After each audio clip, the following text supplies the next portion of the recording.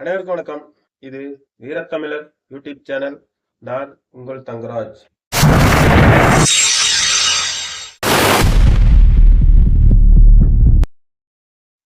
இன்னைக்கு எதை பத்தி பார்க்க போறோம்னா, திண்டுக்கல் மாவட்டத்துல ஒரு ஜாதி ஆணவ படுகொலை நடந்திருக்குது.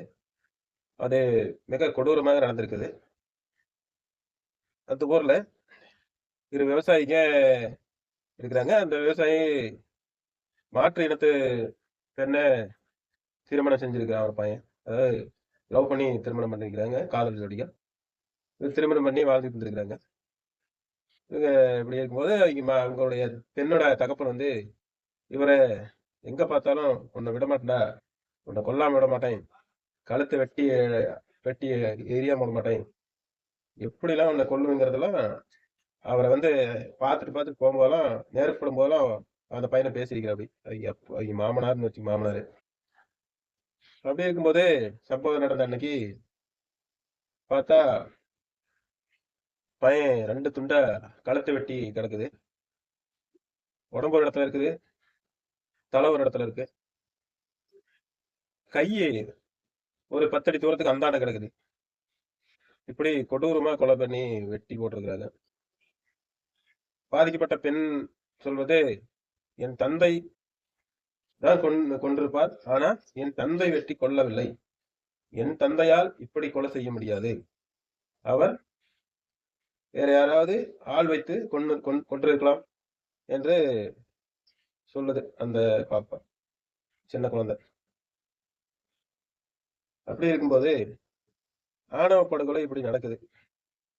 இதுல போய் நம்ம என்ன கருத்து சொல்றது? மக்களுக்கு ஒரு விழிப்புணர்வு வேணும். ஜாதி, நம்மள ஜாதியா தான் பிரிச்சு வச்சுட்டாங்க. ஒரு காலத்துல ஜாதி இல்லாத கூட இருந்திருப்போம், குடிகளா வாழ்ந்திருப்போம். இப்ப எல்லாம் ஜாதியா பிரிச்சு வச்சு நம்மள அரசாங்கம், அரசியல்வாதிங்க ஆண்டுகிட்டு இருக்காங்க. அப்படி இருக்கும்போது இந்த ஜாதியில இருந்து அந்த ஜாதிக்கும், அந்த ஜாதியில இருந்து இன்னொரு ஜாதிக்கும் இப்படி பொண்ணு கொடுக்கறத யாரும் பார்த்துக்கிட்டு, பரவாயில்லம்பா அவங்களும் ஒரு கல்யாண ஜோடித்தான், அதனால என்ன இருக்குது அப்படின்னு சொல்ல மாட்டேங்கிறாரு. அதை இழிவுபடுத்துறது. அதாவது இந்த பையன் அந்த ஜாதியில கூட்டிட்டு வந்துருச்சு, இந்த பையன் இந்த ஜாதியில கூட்டிட்டு வந்துருச்சு, கூட்டிகிட்டு வந்து மேரேஜ் பண்ணிக்கிச்சு, அவங்க ஊர்ல போய் என்னத்துல பொழுங்குறீங்க, என்னத்துல பார்க்க போறீங்க அப்படின்னு அவங்களுக்குள்ளேயே அக்கம் பக்கம் வீட்டாரு, தெரிஞ்சவங்க, சொந்தக்காரரு அப்படின்னு எல்லாமே பேசிக்குவாங்க. பேசிக்கிட்டு நம்ம கிட்ட அந்த எந்த உறவும் வச்சுக்க மாட்டாங்க. அதுக்கு மேல இப்படி மக்கள் எல்லாம் பிரிச்சு வச்சுட்டாங்க. எல்லாமே மனுஷன்தான். எனக்கும் சிகப்பா தான் ரத்தம் வருது, உனக்கும் சிகப்பா தான் ரத்தம் வரும். இதுல என்னடா ஜாதி இருக்குதுன்னா, இல்லப்பா ஜாதிங்கிறது ஒண்ணு இருக்குது, ஜாதியில வந்து அவங்க ஜாதியில தான் கல்யாணம் பண்ணணும் அப்படிங்கிறாங்க. ஏன்டா மனுஷன் தான்டா, மனுஷனுக்கு தானே கல்யாணம் பண்றாங்க. மனுஷன் வந்து நாய் நரி கூட கல்யாணம் பண்ணாதான் அது ஜாதி விட்டு மாத்திட்டான் அப்படின்னு சொல்லலாம். மனுஷனை தாண்டா கல்யாணம் பண்றாங்க, அதனால என்னடா இதுல இருந்து ஜாதி வெளியிட வரும், ஜாதி வரும். இதுல ஜாதி என்னடா பண்ணும்? ஜாதி உனக்கு பசியில இருக்கிற அப்படிங்கிறத சாப்பாடு வாங்கி கொடுக்குமா? ஜாதி நீ நோவு வந்து சாக போறேன்னா ரத்தம் கொடுத்து காப்பாத்துமா? ஜாதி என்னடா பண்ணணும்னு கேட்டா, அதனாலப்பா செத்தாலும் பொழைச்சாலும் ஜாதி ஜாதிக்காரோட தான் நிற்கும் அப்படின்னு சொல்றாங்க. இப்படி இருக்கிற நாட்டுல நம்ம படிச்ச இளம் பிள்ளைகள், குழந்தைங்க என்ன பண்ணுதுங்கன்னா, எதுவும் புரிஞ்சுக்காம டக்குன்னு நான் அங்க விரும்புறேன், இங்க விரும்புறேன், லவ் பண்றேன்னு சொல்லி அவசரப்பட்டு போய் கல்யாணம் பண்ணிக்கிட்டு வந்துருங்க. எங்கேயோ ஒரு இடத்துல போய் வருதுங்க, ஒரு கோயில் கட்ட இடத்துல நின்று கல்யாணம் பண்ணிட்டு வந்துடுதுங்க. வந்து அதுக்கப்புறம் போலீஸ் ஸ்டேஷனுக்கு போகுதுங்க, வருதுங்க. அப்புறம் அப்படின்னு சொல்லி வந்து ஒரு இடத்துல பொழைக்கலான்னு பொழைக்குதுங்க. ஆனா எந்த குடும்பத்துல கூட்டிட்டு வந்தாலும் அந்த குடும்பத்துல இருக்கிற தாய் தந்தை ஆகட்டும், இளம் தம்பி ஆகட்டும், இவங்களுக்கு ஒரு தீராத களங்கமா அவங்க நினைச்சுக்கிறாங்க. அவங்க பக்கத்துல அக்கம் பக்கம் இருக்கிறவங்க எல்லாம் அவங்களுக்கு ஒரு பார்த்தாலே இனிமேல் இவங்கிட்ட கெட்ட கூட நிக்க கூடாதா அப்படின்னு நினைக்கிற மாதிரி அவங்க நினைச்சுக்கிறாங்க. இந்த பெண் நம்ம தங்கச்சி நம்மள இந்த அளவுக்கு அவமானப்படுத்திட்டு போயிட்டாலே, இவ்வளவு வாழ விடக்கூடாதா அப்படின்னு சொல்லி அவங்க நினைக்கிறாங்க. அதனால அந்த காரணத்துல ஒரு கொலை பண்றது. தன் அப்பா வந்து என் பாவை என்னை மொக்கப்பட்டம் பண்ணி போயிட்டாலே, மூக்காறு விட்டு போயிட்டாலே அப்படின்னு சொல்லி அவரு ஒரு வன்மம் வச்சு ஒரு கொலையை பண்ணி போறாரு. இப்படி பல கொலைகள் நடக்குது. இப்போ தாழ்ந்த ஜாதின்னு சொல்றான், உயர்ந்த ஜாதின்னு சொல்றான். அவன் எதுல தாழ்ந்துட்டான், எதுல உயர்ந்துட்டான்னு தெரியல. எந்த ஒரு ஜாதியுமே அவன் மனுஷனா வாழ்றதுக்கு தான் பொறந்தான். பொறந்து 10 மாசம் தான் பொறக்குறான். 4 வந்தபோது இறக்குறான். எல்லா மனிதனுக்கும் ஒரே மாரி தான் இருக்குது. இப்படி இருக்கும்போது ஜாதி எப்படி வந்துச்சுன்னு தெரியல.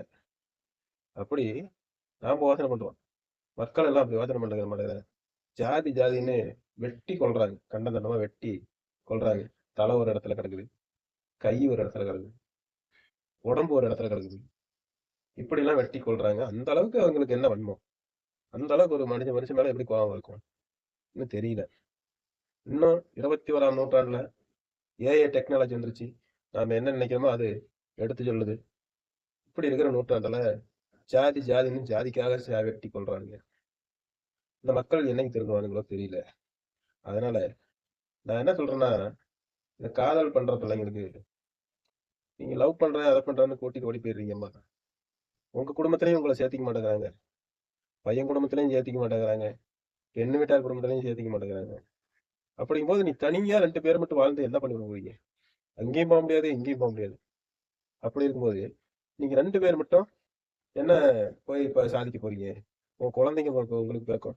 அந்த குழந்தைங்க இவங்க தான் தாத்தான்னு காட்டணும். அவங்க எடுத்து வச்சு கொஞ்சணும். இவங்களை போய் இவங்க தான் தாத்தான்னு சொல்லணும். இவங்க எடுத்து வச்சு கொஞ்சணும். அப்படி கொஞ்சம் அன்பா வாழ்ந்தா தானம்மா வாழ்க்கை. நீங்க தனியா போய் உங்க அப்பா அம்மா பேச்சு கேட்காம போய் கல்யாணம் பண்ணிக்கிறீங்க. அப்படி கல்யாணம் பண்ணிக்கிட்டா எந்த பிரயோஜனமும் இல்லையாம்மா. நீங்களே வெறுத்து போயிருக்கீங்கம்மா கடைசி காலத்துல. இது நான் பண்ணணும் தப்பு அப்படிங்கிற மாதிரி ஆகி போயிருமா. அதனால பெண்ணா இருந்தாலும் சரி, ஆணா இருந்தாலும் சரி, நல்லா மெச்சூரியோட ஆன பிறகு இந்த செயலில் நாம் இறங்கலாமா, இந்த காரியத்தை பண்ணலாமா, இவனை நான் லவ் பண்ணலாமா, இவனை கல்யாணம் பண்ணிக்கலாமா, இந்த பொண்ணை லவ் பண்ணலாமா, இந்த பொண்ணை கல்யாணம் பண்ணிக்கலாமா அப்படின்னு எல்லாம் யோசனை பண்ணி, இதனால யாருக்கும் எந்த பிரச்சனையும் வரக்கூடாது, நமக்கும் எந்த பிரச்சனையும் இருக்கக்கூடாது, லைஃப் நல்லா இருக்கணும் அப்படின்னு நினைச்சு நீங்க கல்யாணம் பண்ணுங்க. ஒரு மக்களுக்கு, தாய் தந்தையருக்கு ஒன்று சொல்லிக்கிறேன். எந்த ஒரு தந்தையரா இருந்தாலும் தன் குழந்தைகளை அன்பா ஆசையா வளர்த்திருப்பீங்க. அதுங்க மெச்சூர் ஆன பிறகு அவங்களுக்கு தேவைப்படுற மாதிரி ஒரு கல்யாணம் பண்ணிக்கிறாங்க. நீ பெத்து கஷ்டப்பட்டு வளர்த்து நீ கல்யாணம் தான் பண்ணிட்டு போற, எல்லாம் தான் பண்ணி வைக்க போற. அவங்க பிடிச்ச வாழ்க்கைய அவங்களே தேர்ந்தெடுத்துட்டாங்க. அதுக்கு சம்மதப்பட்டு ஆசீர்வாதம் பண்ணுங்க. இந்த மாதிரி கொலை பண்ணாதீங்க. கொலை பண்ற மாதிரி நினைச்சா உன் பெண்ணை அடுத்தவனை லவ் பண்ணாத மாதிரி வளர்த்துங்க. நன்றி, வணக்கம்.